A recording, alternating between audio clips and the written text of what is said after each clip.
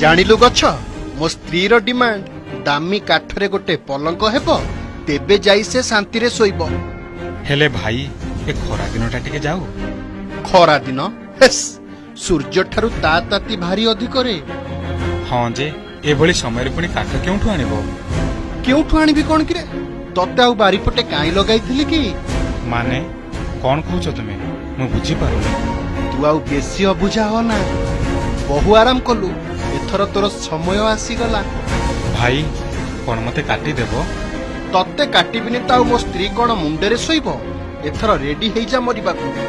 ହେ ମଣିଷ ଭାଇ, ତୁମେ ଏମିତି ଅମଣିଷ କଥା କେମିତି କହୁଛ? ଏ ଶୁଣ, ନିଜ ଔକାତରେ କଥାବାର୍ତ୍ତା କର। ତୁ ଗଛ ହୋଇ ମଣିଷକୁ ପରାମର୍ଶ ଦେବୁ? ଭାଇରେ, ମତେ ସିନା ନିଜ ସ୍ୱାର୍ଥ ପାଇଁ ମାରିଦେବୁ, ହେଲେ ପରିବେଶର କଥା ଟିକେ ଭାବ ତ। କେତେ ଚଢେଇ ଏଇ ଟାଣ ଖରାରେ ମୋ ଡାଳରେ ବସା ବାନ୍ଧିଛନ୍ତି, କେତେ ନିରୀହ ପଶୁ ମୋ ଛାଇରେ ଟିକେ ଆଶ୍ରୟ ନେଇଛନ୍ତି। ଥରେ କହିଛି ନିଜ ଜାଗାରେ ରହି କଥା କହ। କିଏ ମଲେ ଗଲେ ମୋର କଣ ଅଛି? କଣ ମୋ ସ୍ତ୍ରୀ ଠାରୁ ଏତେ ଦାମୀ ଏମାନେ? ଆରେ ମତେ ଶୁଣାଇଲା ଗପ। ମଣିଷ ଭାଇ, ମୁଁ ମାନୁଛି ତୁମେ ମତେ ଲଗାଇଥିଲ, ବଞ୍ଚାଇଥିଲ। ଏବେ ମୋ ଜୀବନ ବି ନେଇଯାଅ, ମୁଁ କିଛି କରିପାରିବିନି।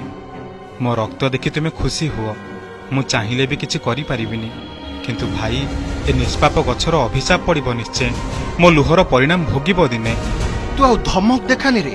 ଏବେ ଏସି ଆସିଗଲାଣି, ତୋ ଉପସ୍ଥିତି କିଛି ଦରକାର ନାହିଁ। ତୋ ମଲା ଗଣ୍ଡି ଉପରେ ସ୍ୱାମୀ ସ୍ତ୍ରୀ ବସି ମଜା ନେବୁ। ଠିକ ଅଛି, ମଜା ନିଅ। ଈଶ୍ୱର କରନ୍ତୁ ମତେ ମାରିଦିଅ ପଛେ, ଶାନ୍ତିରେ ରୁହ। ଆକାଶରେ ବର୍ଷା ନାହିଁ, ପବନ ବି ନାହିଁ। ସକାଳ 8ଟା ସୁଦ୍ଧା 44 ଡିଗ୍ରୀ ତାପମାତ୍ରା। ଘରୁ ବାହାରି ହେଉନି, ଘରେ ପଶି ବି ହେଉନି।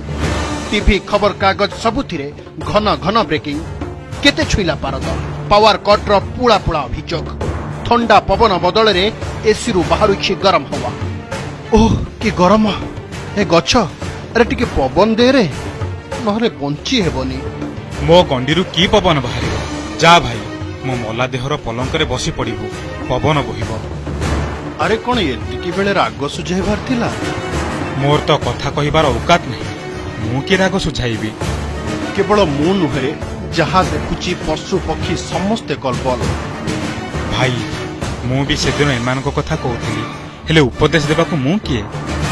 ମୋର ଭୁଲ ହୋଇଯାଇଛି ରେ, ଭୁଲ ହେଇଯାଇଛି। ତାର ଫଳ ମୁଁ ନିଜେ ଭୋଗୁଛି। ଏବେ ତ କିଛି ବାଟ ଦେଖା। ଭାଇ, ବାଟ କେବଳ ଗୋଟାଏ, ବଞ୍ଚିବାକୁ ହେଲେ ବୃକ୍ଷ ଲଗାଅ, ନହେଲେ ତୁମ ପିଲାପିଲି ପିଠିରେ ଅକ୍ସିଜେନ ସିଲିଣ୍ଡର ଧରି ସ୍କୁଲ ଯିବେ। କ୍ଷେତ ଫାଟି ଆଁ କରିବ, ଖାଇବାକୁ ବି ପାଇବନି। ବେଳ ଥାଉ ସାବଧାନ ହୋଇଯାଅ, ନହେଲେ ପାଉଁଶ ହୋଇଯିବ ଯେ।